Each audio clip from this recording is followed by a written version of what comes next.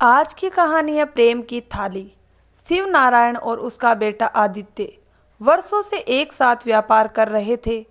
यह व्यापार उनके पूर्वजों की देन था, जो अब एक बड़ी किराना दुकान के रूप में पूरे कस्बे में प्रसिद्ध हो चुका था। आदित्य अब लगभग 42 वर्ष का हो चुका था, परंतु शिव नारायण ने अभी तक उसे व्यापार में पूरी स्वतंत्रता नहीं दी थी। तिजोरी की चाबी अब भी पिता के पास ही थी।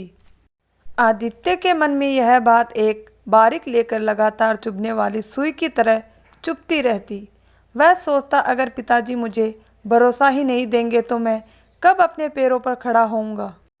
क्या मैं जीवन भर उनके पीछे ही चलता रहूंगा? धीरे धीरे यह भावना आक्रोश का रूप लेने लगी और एक दिन यह आक्रोश फूट पड़ा। दुकान पर किसी मामूली विषय पर दोनों के बीच बहस हो गई, जो देखते ही देखते एक बड़े झगड़े में बदल गई। आदित्य ने आवेश में आकर संपत्ति के बंटवारे की मांग कर दी। शिव नारायण ने भी आहत होकर कह दिया, अगर तुम्हें मेरी बात नहीं माननी तो अपना रास्ता अलग कर लो। बंटवारा हो गया। आदित्य अपनी पत्नी संजना और 2 बच्चों के साथ अलग मकान में रहने लगा। वहीं शिव नारायण पुराने घर में अकेले रह गए। उनकी पत्नी का देहांत बहुत ही पहले हो चुका था। उम्र के इस पड़ाव पर जब उन्हें सहारे की सबसे ज़्यादा ज़रूरत थी, तब वे बिल्कुल अकेले पड़ गए थे। किसी पर विश्वास न होने के कारण उन्होंने कोई नौकर भी नहीं रखा। कभी रूखा सूखा खा लेते, कभी केवल दाल चावल और कई बार तो सिर्फ गुड़ चना से ही दिन काट लेते। कई बार तो रात का खाना ही छोड़ देते। संजना, जो बचपन से ही धार्मिक प्रवृत्ति और संस्कारों से परिपूर्ण थी, जब उसने अपने ससुर की यह हालत देखी तो उसका हृदय करुणा से भर उठा। उसे आत्मग्लानि हुई। उस घर में रहकर भी वह अपने ससुर के दुख को नहीं समझ पाई। वह जानती थी कि अपने पति के सामने यह बात रखना आसान नहीं होगा, क्योंकि आदित्य अब भी अपने पिता से मन ही मन खिन्न था। फिर भी उसने एक दिन अपने पति से कहा, आदित्य, पिताजी अकेले हैं, क्या हम उन्हें थोड़ा सहारा नहीं दे सकते? आदित्य ने रूखे स्वर में कहा, वे खुद ही तो अलग हुए थे, उन्हें किसी की ज़रूरत नहीं थी। तब तो अब क्यों? संजना चुप रह गई, लेकिन उसने मन में एक संकल्प ले लिया।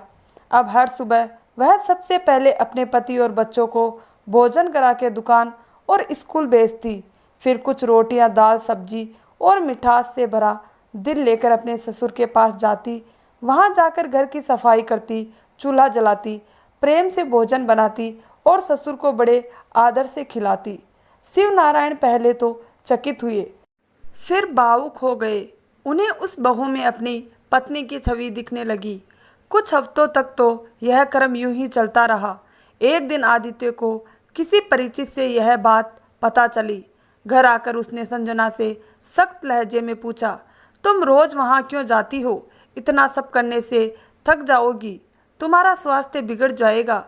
संजना ने शांत स्वर में जवाब दिया, मैंने जब शादी की थी तब आपके घर को ही अपना घर माना था। क्या उस घर में रहने वाले अब मेरे नहीं हैं? मेरे ससुर जी भूखे सोए और मैं आराम से खाऊं, यह मेरे लिए अधर्म है।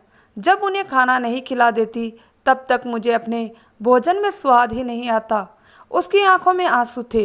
वह बोली, भगवान हर प्राणी में वास करते हैं, लेकिन मेरे लिए वे सबसे ज़्यादा आपके पिताजी में है। उन्होंने ही आपको पाला, बड़ा किया, संस्कार दिए। आज जो आप हैं उन्हीं की वजह से हैं। अगर आपके दिल में उनके लिए कुछ नहीं बचा तो क्या मैं भी वैसे ही बन जाऊं? संजना की इन बातों ने आदित्य का दिल पिघला दिया। उसने पहली बार अपने अंदर की कठोरता को टूटा हुआ महसूस किया। अगले ही दिन वह अपने पिता के घर गया। देखा, संजना चूल्हे के पास बैठी रोटी सेक रही थी और शिव नारायण एक तख्त पर बैठे मुस्कुरा रहे थे। आदित्य जाकर उनके चरणों में गिर पड़ा और रोते हुए बोला, पिताजी, मुझे क्षमा कीजिए, मैं आपसे दूर नहीं होना चाहता था। शिव नारायण ने बेटे को उठाकर गले से लगा लिया।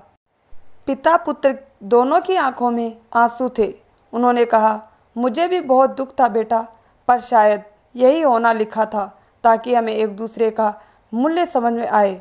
उसी दिन शिव नारायण ने अपने बेटे के घर आ गए। अब संजना की दिनचर्या में कोई बदलाव नहीं आया। बस अब ससुर के घर जाने की बजाय वे अपने ही घर में उनका हर दिन विशेष ध्यान रखती। कुछ महीनों में शिव नारायण ने दुकान का पूरा जिम्मा आदित्य को सौंप दिया। अब वे सिर्फ पूजा करते, बच्चों से खेलते और संजना के हाथों का बना भोजन आनंद से खाते। पूरा परिवार एक हो गया। मोह, अहंकार और दूर के बीच प्रेम, सेवा और कर्तव्य का दीपक जल गया। दोस्तों, इस कहानी से हमें यह सीख मिलती है कि जब किसी एक व्यक्ति में भी सच्चा प्रेम, सेवा और संस्कार होते हैं तो वह पूरे परिवार को जोड़ सकता है। जैसे दीपक एक पूरे कमरे को रोशन करता है, वैसे ही एक बहू के प्रेम ने पूरे परिवार को फिर से एक सूत्र में पिरो दिया। दोस्तों, आपको हमारी ये कहानी कैसी लगी? कहानी अच्छी लगी हो तो वीडियो को लाइक, शेयर और चैनल को सब्सक्राइब करना ना भूलें। धन्यवाद दोस्तों।